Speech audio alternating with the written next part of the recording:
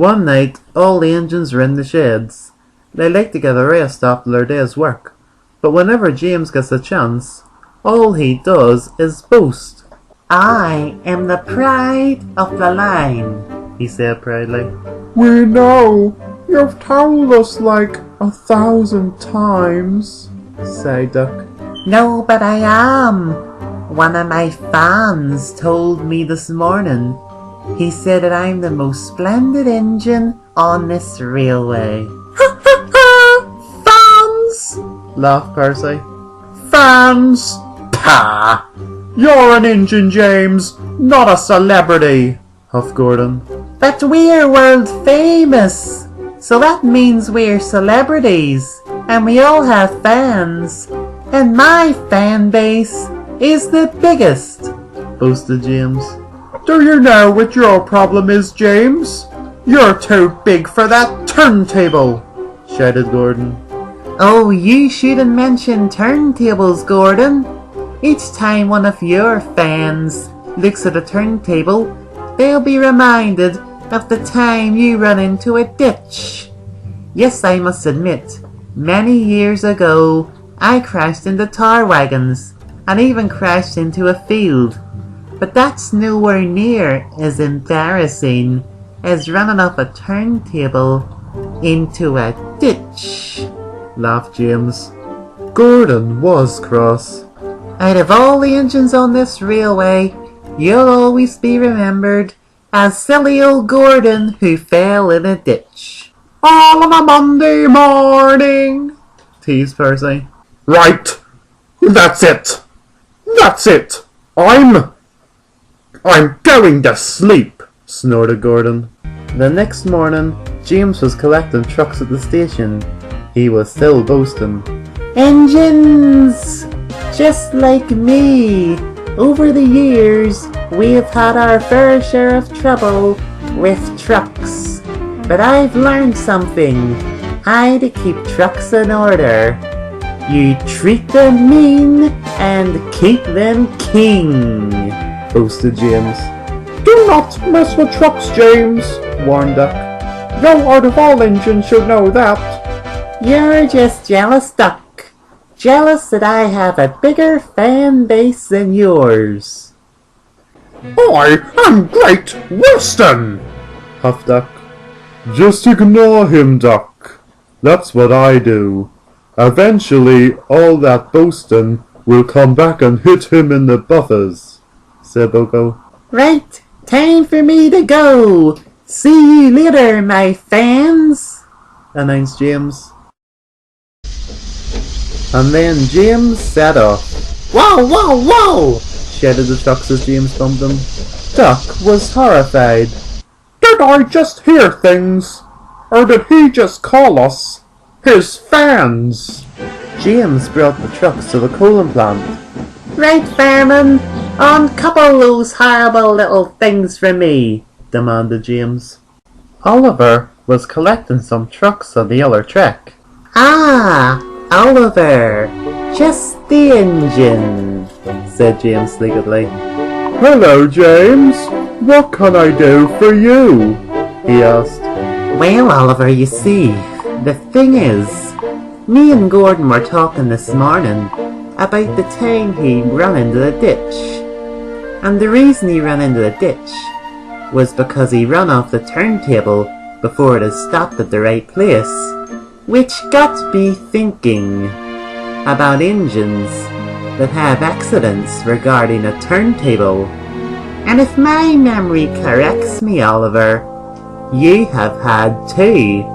First off, you went bunker first in the turntable well, and then you pushed trucks into the turntable well. Not very good, is it? Oliver was cross. What are you bringing that up for, James? It happened a long time ago, he said crossly. Yes, I know, Oliver, but it's how people will remember you. Every time anyone sees you, they will always think about the turntable, just like Gordon. And every time someone sees me, the first thing they think of is my lovely, splendid red paint, and how I'm pride of the land, boasted James.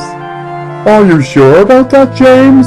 Are you sure when people don't see you, they don't think about fields and tar wagons? What? No, indeed, no. It could happen to any engine. But for 2 engines to have accidents around turntables is just ridiculous and careless. And by the way, the 2 accidents I had regarding crashing into a field and running into tar wagons are the only 2 accidents I have ever had on this railway.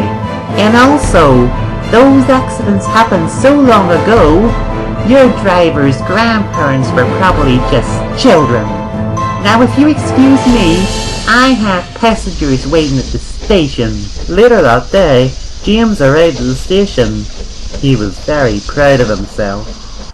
I'm sure they're all admiring me, he said. Then a little boy came up to him. Excuse me, James. Can I have a picture with you? Sure, little guy. Sure, not a problem at all. See, Thomas? Oh, please, said Thomas crossly. All the other engines were completely disgusted with James. If he carries on like this, he's gonna lose all his friends. He doesn't need his friends. He has his fan base. How dare he class us as his fans? Then a delighted James set off.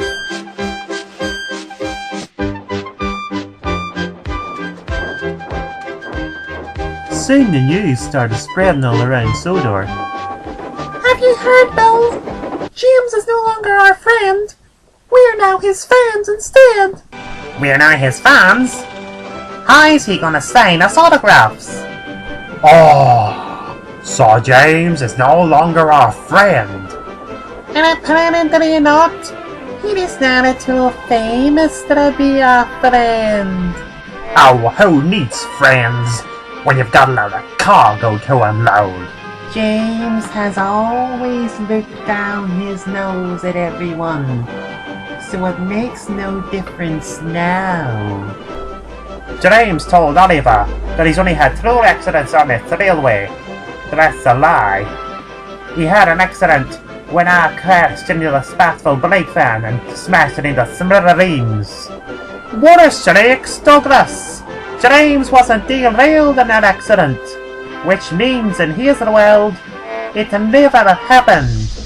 When he finished pulling his train, he had to shunt some trucks in the yard, and he was being very rough with them. Easy, James! Shouted his driver. We'll pay you back! We'll pay you back! We'll pay you back! Just you wait, James! We'll show ye! No, ye won't! I am not frightened of you anymore! I can keep you under control now! Did you hear that? James used to be frightened of us! Ha ha ha! This made James very cross, and he was now thinking of a way he could pay the trucks back, instead of concentrating on what he was doing. And the points were set for tipping the sheds, so James's fireman was walking over to change them, so James could go down the other track. Then on a bump, James rolled backwards and knocked his driver out of the cab. "Come back!" yelled his driver. No, not my tent!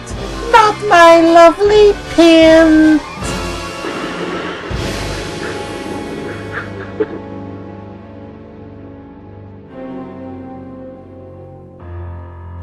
Fortunately for James, his paint wasn't damaged, but the turntable was. Thomas and Percy were shocked, and the trucks laughed. No! This cannot be happening after such a lovely day. A few minutes later, the Fat Controller arrived. What have you done? You've broken the turntable! And now Thomas and Percy are trapped in the sheds! James was very embarrassed. I don't know what happened. I suddenly started rolling back. Have you got anything to say for yourself? Well, was my paint scratched? Was your paint scratched? Ooh, you really test my patience. I'm sorry, sir. Oh, and another thing.